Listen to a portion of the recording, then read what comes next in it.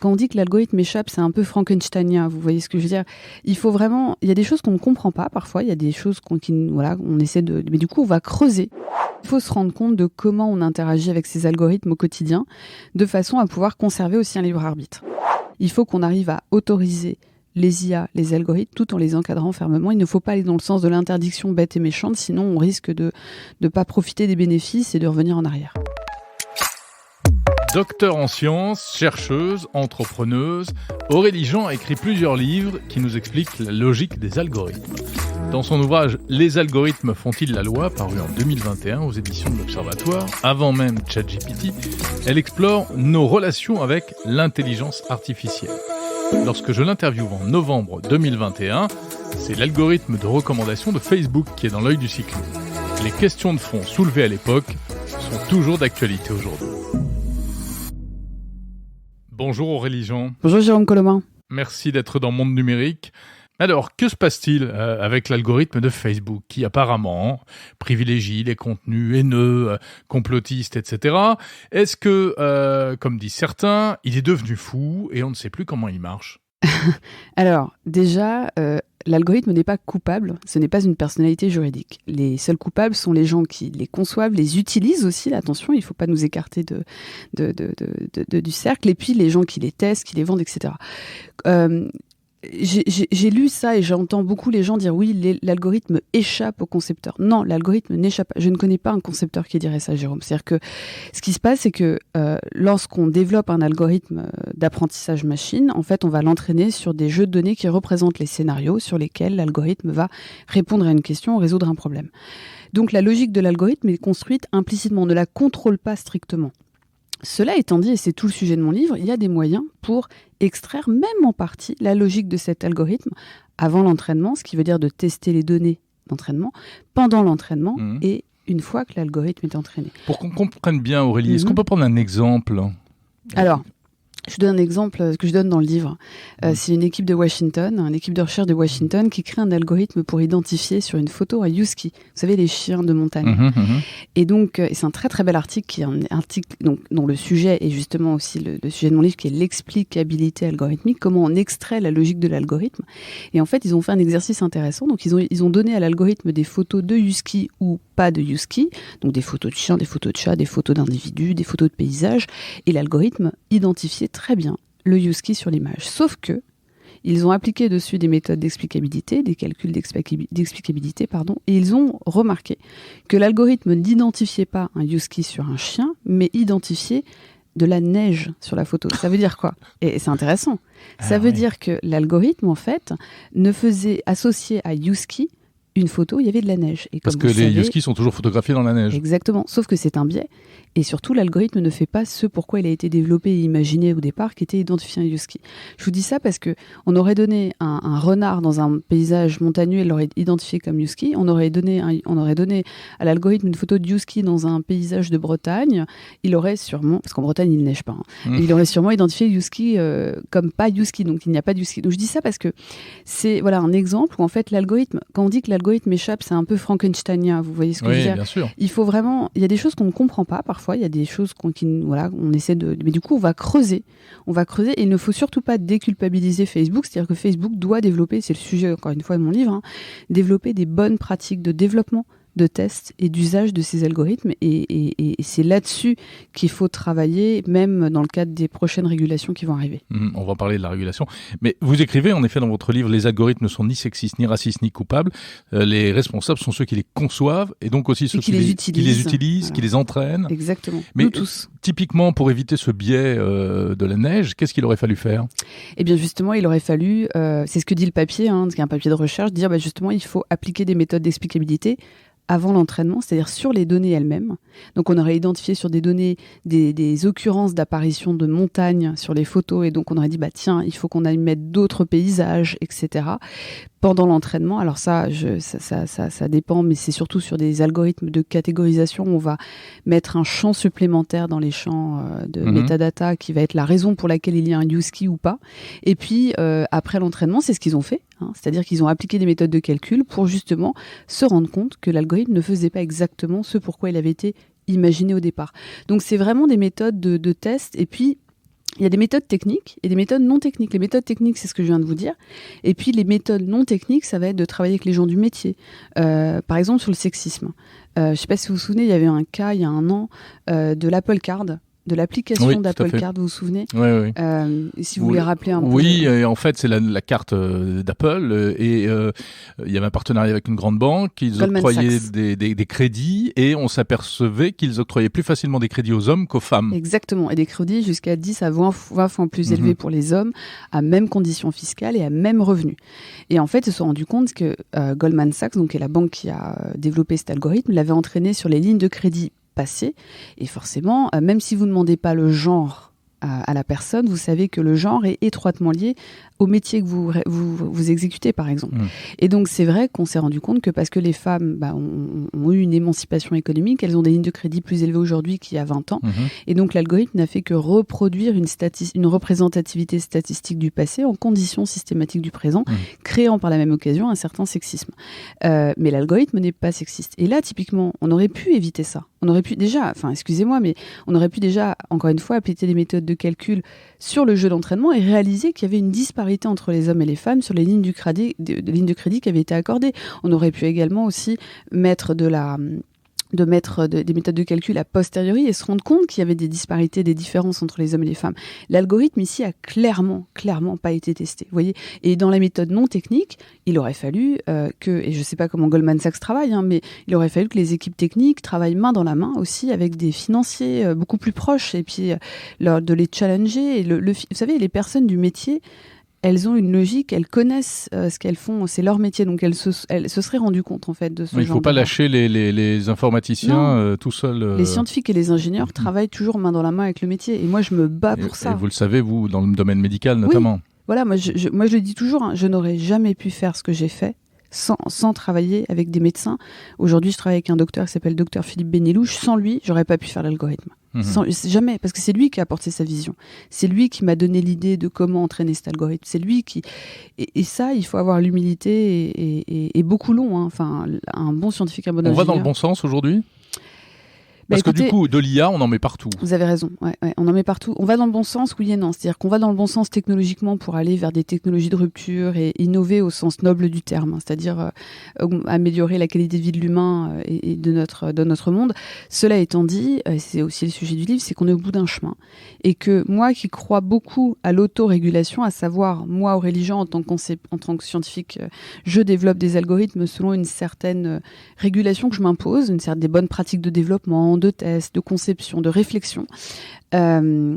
En fait, ça ne marche pas. C'est-à-dire que tout le monde ne le fait pas et les gros acteurs ne le font pas forcément. Je ne dis pas qu'ils n'ont pas de pratiques de développement en interne. Ils en ont. Moi, j'ai travaillé dans un grand groupe qui s'appelle Bloomberg, un grand groupe de financiers, donc de data financière. On avait des pratiques de développement.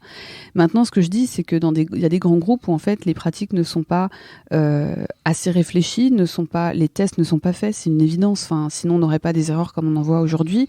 Et donc, il faut maintenant qu'on arrive au stade de la régulation. Et c'est tout ce que fait l'Europe aujourd'hui avec une réflexion sur comment réguler cette discipline. Et comme je le dis dans le livre, il ne faut pas réguler l'algorithme parce on ne peut pas l'évaluer entièrement. Ouais. Par contre, il faut réguler les bonnes pratiques de développement algorithmique de test et d'usage. Il faut dompter l'algorithme. J'ai bien celui-là dans votre livre. Oui, c'est l'un des chapitres où je dis, le 4e chapitre, il faut comment créer des lois pour dompter les algorithmes. C'est un petit peu ce qu'essaye de faire l'Europe en ce moment.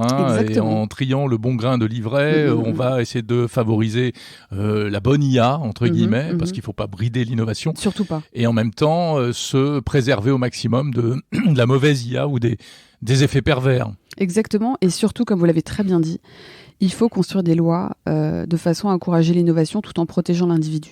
Et ce que je dis aussi, c'est que le RGPD, c'est une révolution. Les Français s'en rendent pas compte. Le règlement européen sur les données personnelles. Voilà, données à caractère personnel, c'est une révolution qui a influencé le texte américain, qui est le CCPA, donc le texte californien qui est reconnu par plusieurs États aux États-Unis et qui est en cours il y a une réflexion autour de l'adapter donc à l'échelle fédérale, donc de tout le pays. Le RGPD, c'est une révolution. Et le RGPD a réussi le pari brillant à encadrer l'utilisation, la collecte et l'utilisation des données à caractère personnel, tout en protégeant l'individu. Et ça, c'est une force en fait. Et c'est une force. Et ce que je dis souvent, c'est que le RGPD a réussi à autoriser à collecter en encadrant fermement. Il faut qu'on arrive à autoriser les IA, les algorithmes, tout en les encadrant fermement. Il ne faut pas aller dans le sens de l'interdiction bête et méchante, sinon on risque de ne pas profiter des bénéfices et de revenir en arrière. Mais Aurélie Jean, il y a des bons algorithmes et des mauvais algorithmes ? Alors, plusieurs choses. Le bon, mauvais, tout ce qui est manichéen, moi je fais très attention parce que je pense que tout est nuancé. Disons qu'il y a des algorithmes, vous prenez le cas des algorithmes de reconnaissance faciale. Beaucoup de gens pourraient dire c'est mal. Sauf que c'est mal dans pas mal de contextes. Par exemple, surveillance avec les risques de surveillance massive généralisée comme on en voit en Chine ou comme on peut voir si on a des caméras partout dans la rue et qu'on va commencer à identifier, ça devient un problème. Cela étant dit, je ne sais pas si vous l'utilisez, mais quand vous prenez l'avion et que vous passez la frontière, vous pouvez utiliser... c'est très pratique. Voilà, c'est très pratique. Bien et moi, sûr. j'ai confiance en la police des frontières, en notre État, pour ne pas mal utiliser ces données. Vous voyez ce que je veux dire ? Donc, il faut le côté manichéen, il faut faire très attention. C'est pas la technologie en tant que telle. C'est son usage. C'est son usage, son utilisation. Et parfois, comment la technologie est conçue. À savoir, si un algorithme est mal conçu, et là, je fais référence à toutes ces scientifiques américaines qui font un travail extraordinaire, Meredith Broussard, Cathy O'Neill, Joy Bolyami, toutes ces femmes, Kate Crawford qui a fait un super livre, j'espère qu'il va être traduit en français, qui s'appelle The Atlas of AI, je pense qu'il va être traduit. Voilà, c'est marrant d'ailleurs, c'est des femmes qui s'intéressent à ça, c'est intéressant. C'est toujours intéressant. Comment, il y a une raison, d'après vous ? En fait, j'ai réalisé ça en écrivant le livre, c'est qu'il y a beaucoup de références féminines. Je ne l'ai pas fait exprès, c'est que les scientifiques qui s'intéressent énormément à ces sujets de débiaiser les algorithmes, de les rendre plus juste entre guillemets, parce qu'un algorithme n'est pas juste, vous voyez ce que je veux dire, c'est tout sujet de la fairness, de la justesse, tous les sujets liés encore une fois à la discrimination, au bon usage de ces technologies, ce sont des femmes qui massivement... ceci explique peut-être cela, on parlait tout à l'heure de l'Apple Card et de Goldman Sachs, voilà. Elles en sont les premières victimes. Elles en sont les premières victimes, oui, tout à fait. Donc voilà, donc je suis assez admirative et toutes ces femmes-là proposent des solutions pratiques aussi, j'en cite dans le livre, pour justement faire en sorte que ces technos soient bien développés, bien utilisés. Et quand je dis bien utilisé, ça veut aussi dire que nous, utilisateurs, on doit être capable de comprendre un minimum, non pas les mathématiques, non pas comment il a été entraîné, mais d'une part, quelles données collectées sur moi-même. Les gens ne savent pas, par exemple, quelles données sont collectées sur des outils le concernant et quel type d'algorithme tourne. Quand on le sait, on est bien embarrassé. Ou alors, Oui, mais par exemple, savoir quel type d'algorithme tourne sur un outil comme Facebook. Il y a des algorithmes par exemple, les gens ne savent pas, mais il y a beaucoup de data qui sont collectées pour tester l'efficacité de l'outil déjà, donc là, pour le coup, on est protégé. Il y a aussi, par exemple, des algorithmes qui vont vous proposer du contenu. Vous suggérer du contenu à voir. Le fameux algorithme de recommandation. Voilà. Vous avez les algorithmes qui vont vous proposer des gens avec qui être en contact, avec qui être amis. Oui. Donc ça, c'est des algorithmes de matching. Il y a eu des histoires incroyables d'ailleurs. Des couples séparés et on essayait quasiment de les remettre ensemble et ça devenait très gênant en fait. Ah d'accord, je savais pas. Je sais pas si vous saviez, mais il y a Facebook, c'était peut-être il y a 2 ans, je vais pas dire de bêtises, c'était mis, mais ça a fait un petit flop, mais c'est normal, ça arrive, des boîtes qui tentent des trucs, moi je trouve bien que les boîtes tentent. Elles ont tenté je sais pas si ça existe toujours d'ailleurs, mais une composante de dating sur Facebook. Oui, ça avait été annoncé, mais je crois que c'est pas allé très loin. Alors aux États-Unis, ça a été déployé, je sais pas si ça a été déployé en France. Faut regarder, je suis pas sûr. Mais je trouvais le truc, je sentais que c'était foireux. Ouais, non, c'est pour plein de raisons, bref. Mais en même temps, ils ont toutes les données, voilà, mais Tinder fonctionne super bien. Certes, mais est-ce que vous avez envie, quand vous êtes sur un outil comme Facebook, on vous propose, comme pour dater, des amis de votre réseau? Enfin, ça commence, bon, je sais pas. Aurélie Jean, on sent qu'il y a une espèce de... Alors vous avez une approche très éclairée, on va dire, puisque vous nous mettez en garde et en même temps, vous dites les algorithmes sont là, on va vivre avec. Mais c'est exactement ça, on va vers un monde de plus en plus piloté par des algorithmes. Ça fait peur à beaucoup de gens et en même temps, c'est formidable. Mais en fait, c'est là où il faut faire très attention. C'est-à-dire qu'il faut se rendre compte de comment on interagit avec ces algorithmes au quotidien, de façon à pouvoir conserver aussi un libre arbitre. C'est-à-dire que moi, je considère que les algorithmes peuvent faire de belles choses, formidables.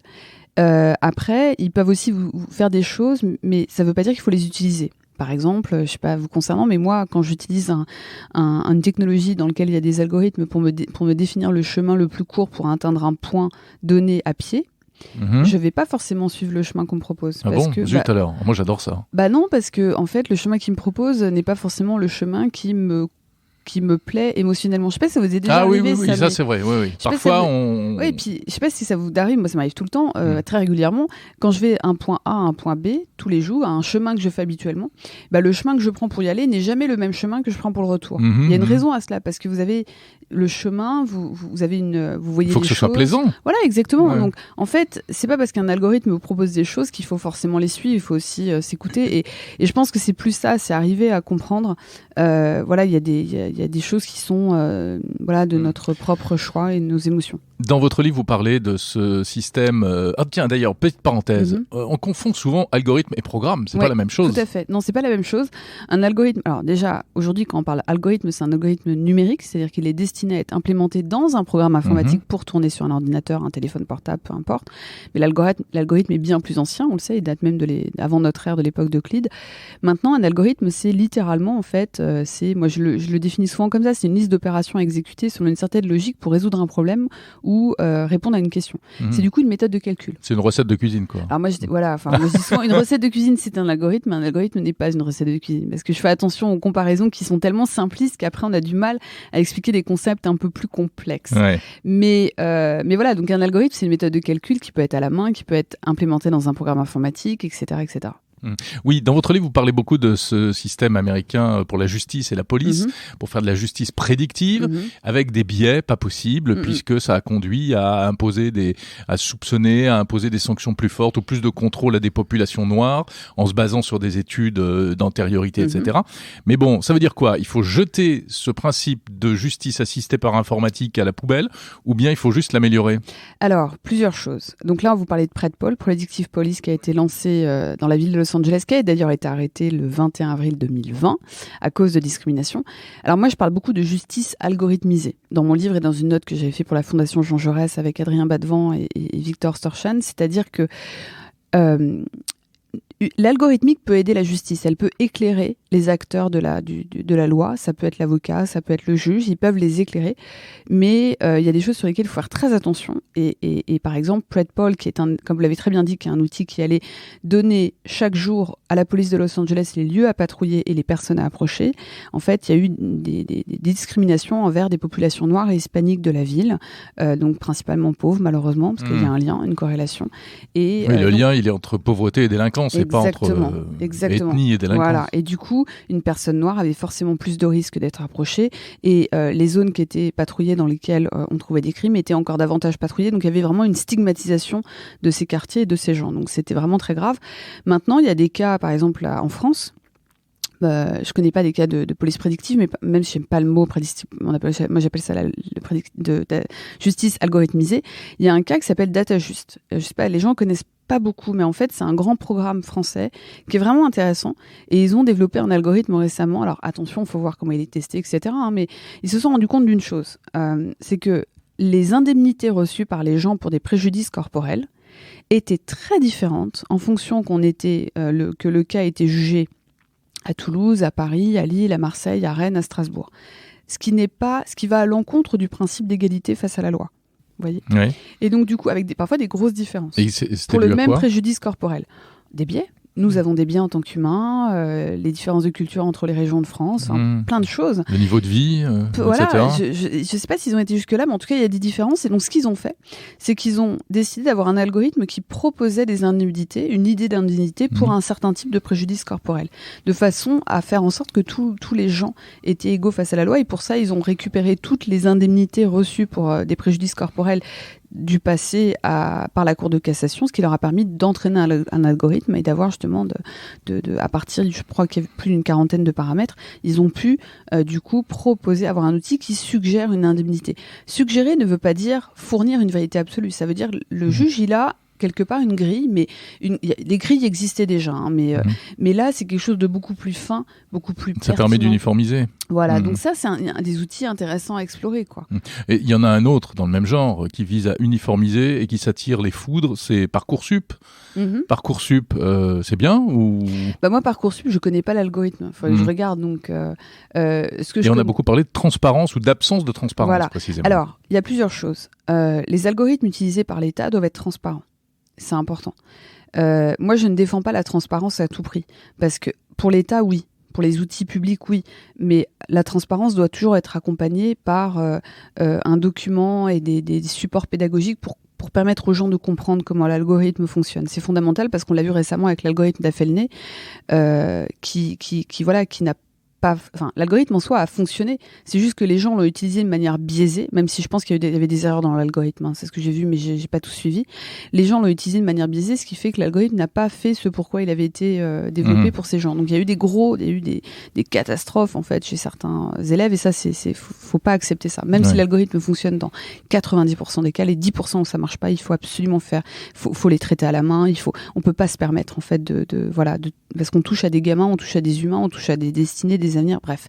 Maintenant, concernant la transparence, c'est ce que je dis dans le livre, c'est que y a beaucoup de gens qui disent oui, il faudrait que les algorithmes de Facebook soient transparents. Bah moi je dis non en fait. Je vais vous expliquer pourquoi, parce que déjà mettre un algorithme transparent, déjà c'est pas tout résoudre. Pourquoi ? Comme je l'ai bien dit, on peut appliquer des méthodes d'explicabilité sur ces algos, mais on peut aussi l'appliquer avant l'entraînement et pendant l'entraînement. Donc en fait, on s'écarte d'une grande partie de l'explicabilité. Deuxièmement, vous allez forcément freiner l'innovation. Je le sais, moi j'ai développé un algorithme que j'ai protégé, qui est protégé à travers la structure que je viens de construire et que j'aimerais donc industrialiser. Si demain vous me dites Aurélie, tu dois publier tous tes algos, qu'est-ce qui va se passer ? Je suis pas sûre de déployer en Europe, et surtout, ce qui va se passer, c'est que cette transparence va forcément être au profit des plus gros, parce que l'algorithme qu'on a développé, un Google peut le prendre et après en faire une machine de guerre, ou même, en façon de parler, c'est-à-dire un truc hyper efficace, ou pas du tout, même mal le faire, parce qu'ils n'ont pas cette innovation qu'a l'agilité des petites startups ou des petits groupes de recherche. Enfin, je veux dire, vous allez forcément freiner l'innovation, ça va pas marcher. Donc la transparence des algorithmes de l'État, oui. Encore faut-il que ce soit accompagné d'une bonne explication, et ça c'est génial, et c'est comme ça que ça va marcher pour justement que le citoyen comprenne ce qui se passe, et ça je suis d'accord. Puis permettre aussi à d'autres développeurs d'aller creuser, d'aller voir ce qui se passe, d'aller trouver des erreurs et tout, ça c'est formidable. Dans le milieu privé, il faut faire très attention, parce qu'une transparence unilatérale, c'est juste quelque chose de démago, et qu'il faut au contraire exiger de la part des acteurs des bonnes pratiques de développement, et c'est ça que va faire la régulation, et de la transparence sur les pratiques de développement, pas sur l'algorithme lui-même. C'est ça qui est intéressant. Et lorsqu'une erreur est commise, et il y en a eu des erreurs ces dernières années, que l'acteur soit transparent sur l'erreur et soit transparent sur la manière dont il a fixé l'erreur. Il faut vraiment que ce soit un travail collectif. Et dans ce cas-là, on ne va pas freiner l'innovation, on va au contraire l'accélérer. Cela étant dit, il y a des algorithmes qui peuvent être transparents dans la mesure où ils ne jouent pas sur le modèle économique de la boîte. Par exemple, tous les algorithmes pour détecter les contenus haineux ou les contenus... Mais quand c'est pas le cœur de métier, en fait. Voilà. Les gros acteurs ont tout intérêt à faire que leurs algorithmes soient partagés, parce qu'ils n'arriveront pas à résoudre le problème seuls dans leur coin. Donc il faut davantage être collaboratif sur ces sujets-là, parce que ce n'est pas du tout un différenciateur économique, puisque de toute façon ils n'arriveront pas à le résoudre seuls dans leur coin. Merci beaucoup Aurélie Jean. Merci à vous. Je rappelle le titre de votre livre, Les algorithmes ont-ils la loi, aux éditions de l'Observatoire, et puis votre chronique dans Le Point chaque semaine. Oui, sur le web, absolument, merci.